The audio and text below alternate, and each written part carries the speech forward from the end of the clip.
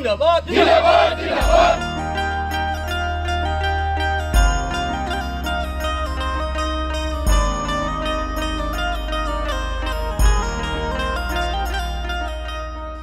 আমাৰ ভাৰতীয় বীৰ জোৱানসকলৰ মংগল কামনা কৰাৰ লগতে আমাৰ যি কেইজন জোৱান ইতিমধ্যেই শ্বহীদ হ'ল তেখেতসকলৰ আত্মাৰ সদ্গতিৰ লগতে আমাৰ যি যুদ্ধত আমাৰ ভাৰতীয় সেনাই যি পৰাক্ৰম দেখুৱাইছে তাৰ কাৰণে আমি আজি উৎফুল্লিত।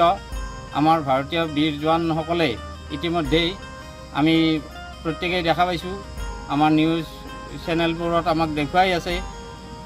যোৱা 4 দিন ধৰি যি যুদ্ধত অৱতীৰ্ণ হৈছে এই যুদ্ধত ইতিমধ্যেই পাকিস্তানক যি ছাৰখাৰ কৰিছে আমি দেখা পাইছোঁ আৰু তাত আমি উৎফুল্লিত হৈছোঁ।